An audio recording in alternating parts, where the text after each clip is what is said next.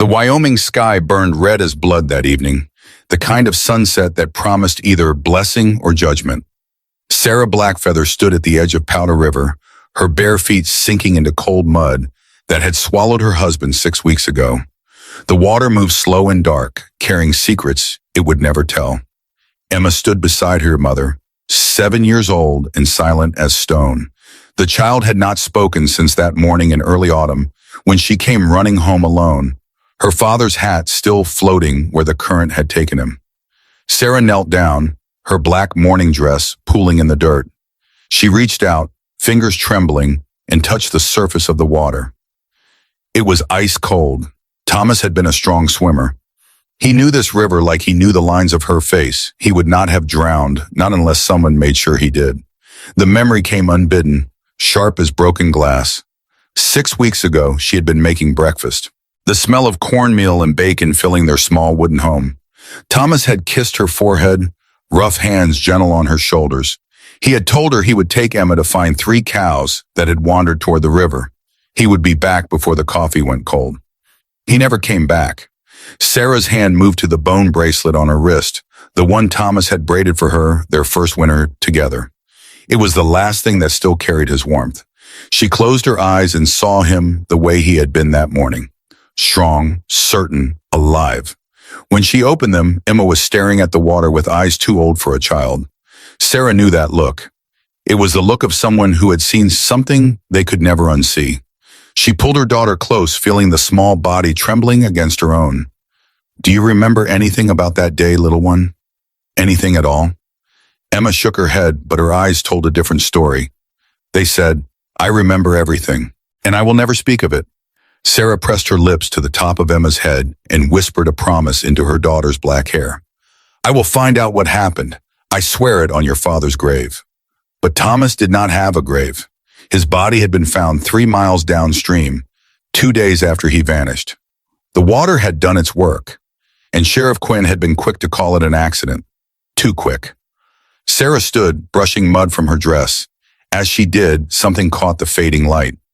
There, half buried in the riverbank mud, was a button, not rusted iron or cheap tin, but polished brass with letters stamped into its face.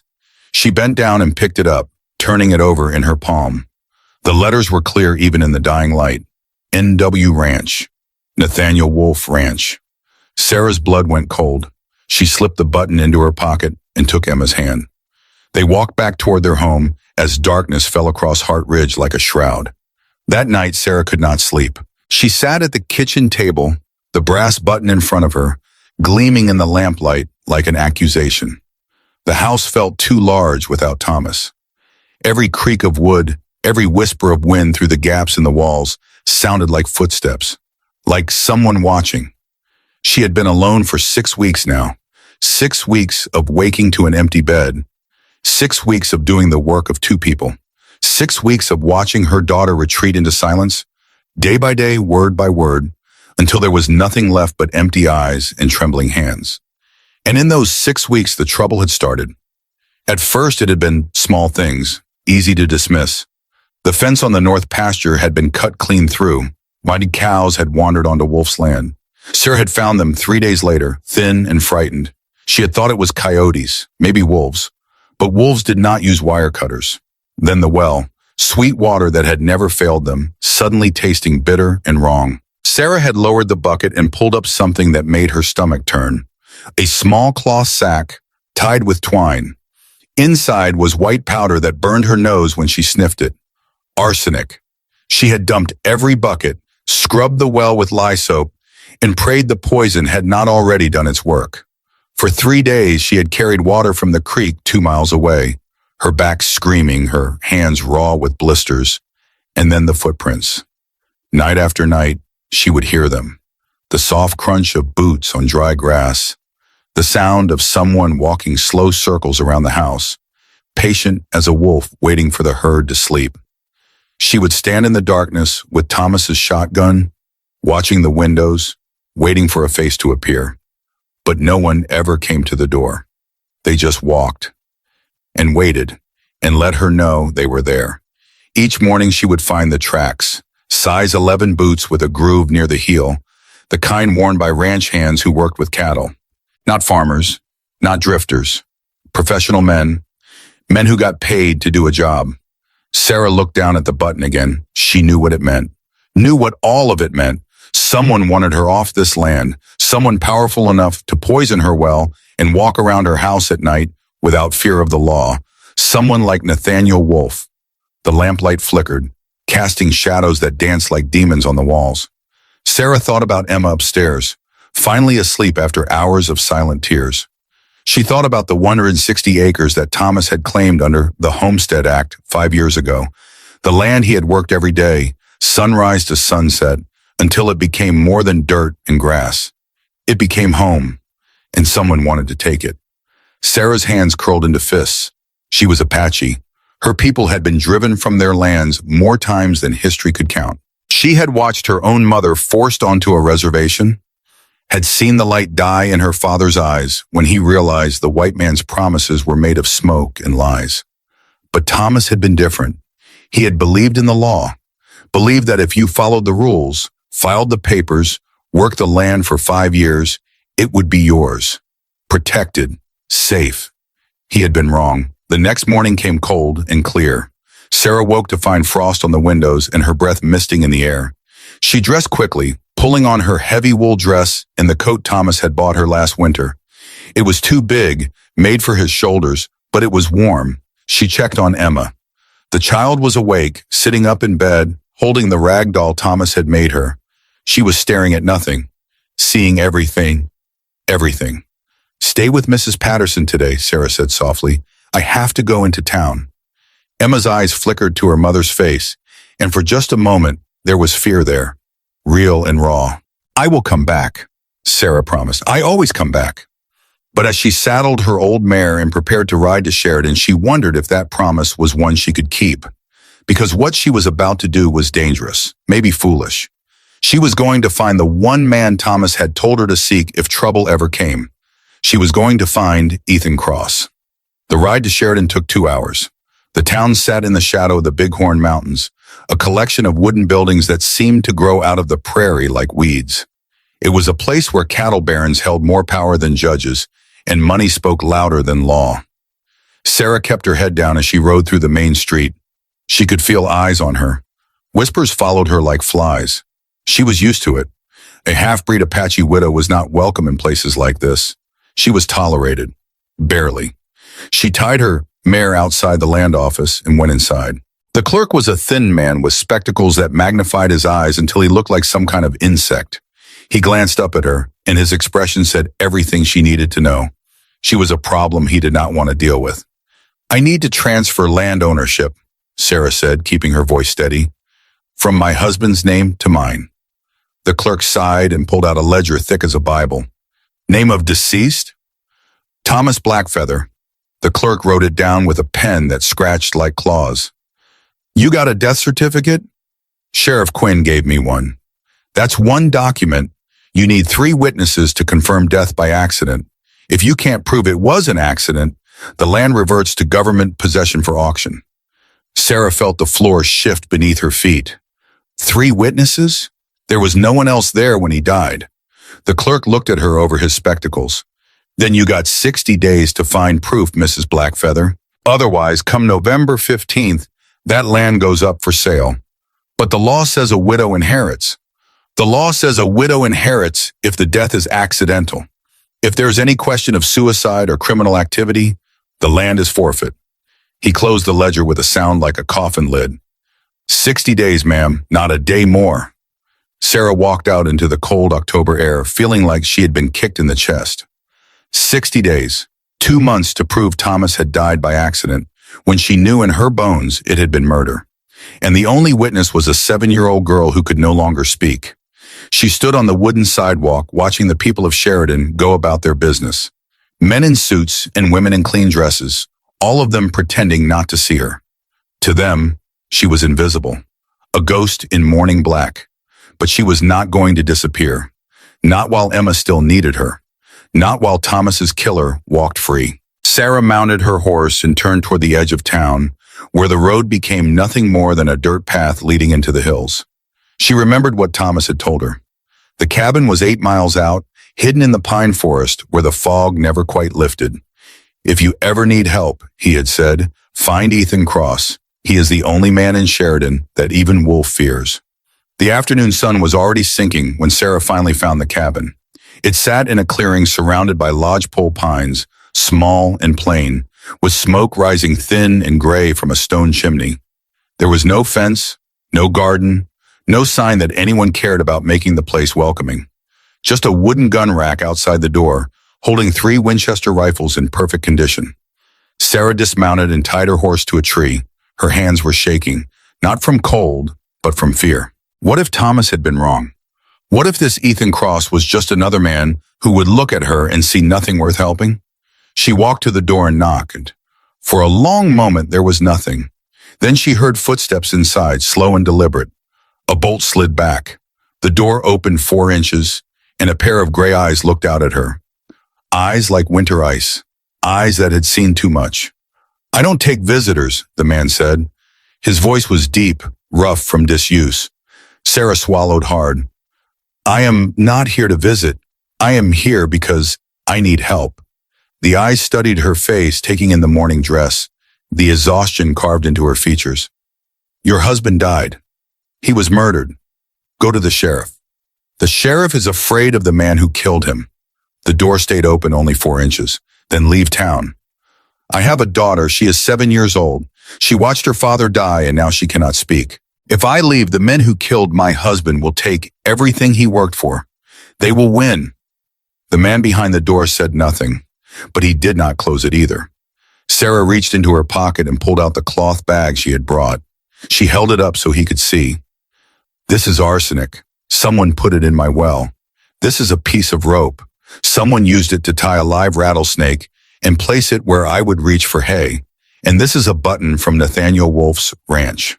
She met those cold, gray eyes. "I am not asking you to fight my battles.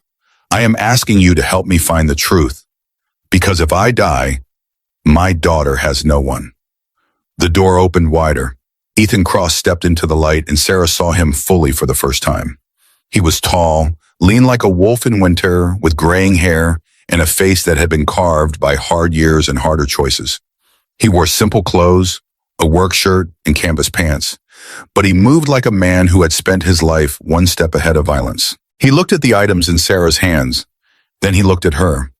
"Come inside," he said. The cabin was as spare as a monk's cell. 1 table, 2 chairs, a narrow bed, a wood stove. No photographs, no decorations, nothing that spoke of a life beyond survival.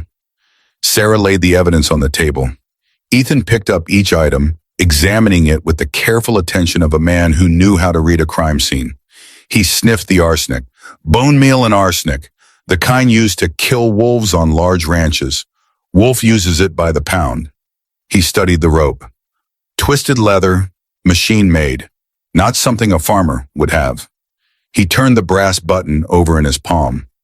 Wolf hands these out to his top men, foremen and enforcers. Then he looked at Sarah. "Your husband did not drown by accident." "I know." "Wolf wants your land." "I know that too." Ethan set the button down and leaned back in his chair. For the first time, something that might have been emotion crossed his face. "Why would Thomas tell you to come to me?" "He said you were the only man Wolf feared. He said 5 years ago, you were the best U.S. Marshal in Wyoming. And he said if anyone could help me, it would be you." Ethan's jaw tightened. "I stopped being a marshal 5 years ago." "Why?" He stood and walked to the window, looking out at the darkening forest.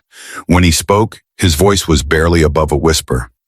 "Because I was not there when my family needed me. Because while I was chasing outlaws across the territory, someone came to my home. Someone killed my wife, killed my 4-year-old son. And when I finally came back, all I found were bodies and blood." Sarah felt the words like a blow. "I am sorry." Being sorry does not bring them back. He turned to face her. "That is why I live out here. That is why I do not wear a badge anymore. Because I failed the people who mattered most. Then help me not fail my daughter." Ethan looked at her for a long time. In his eyes, Sarah saw the same things she saw every time she looked in a mirror. Grief, guilt, and the desperate need to make something right in a world that was so terribly wrong. I will look at your land, he finally said. I will see what evidence there is. But I cannot promise I can stop Wolf. He has 30 men and half the county in his pocket. I am not asking you to stop him. I am asking you to help me find the truth. Ethan picked up his coat from a peg by the door. Then we ride, now, before the light is gone. They rode in silence, Sarah leading the way back to Hart Ridge. The sun was setting behind them, turning the prairie gold and crimson, painting long shadows across the grass. Sarah glanced at Ethan riding beside her. He sat his horse like a man born to the saddle, eyes constantly moving, reading the land the way some men read books. How did Thomas know you? She asked. I arrested a man who tried to steal his cattle 3 years ago. Your husband testified at the trial. He was brave. Most men would have kept quiet rather than make an enemy. Thomas believed in doing what was right, and it got him killed. The words hung in the air like an accusation. Sarah wanted to argue, wanted to defend her husband's memory, but she could not, because Ethan was right. Thomas had believed in justice, and justice had failed him. When they reached Hart Ridge, the ranch looked peaceful in the dying light. The house Thomas had built with his own hands, the barn where their horses slept, the fence line stretching toward the horizon. Emma was there, sitting on the porch with Mrs. Patterson. When she saw her mother, she stood and ran down the steps. But when she saw the stranger, she froze. Sarah dismounted quickly. It is all right, little one. This is Mr. Cross. He is here to help. Emma looked at Ethan with wide, frightened eyes, but she did not run. She just stood there, small and silent, clutching her rag doll like it was the only solid thing in the world. Ethan knelt down slowly, bringing himself to the child's eye level. He did not smile, did not try to be friendly. He just looked at her with those winter gray eyes and spoke in a voice softer than Sarah had heard yet. Your father was a good man. I'm sorry he is gone. Emma's lower lip trembled, but she did not cry. She just stared at this stranger who spoke her father's name with respect. Ethan stood and turned to Sarah.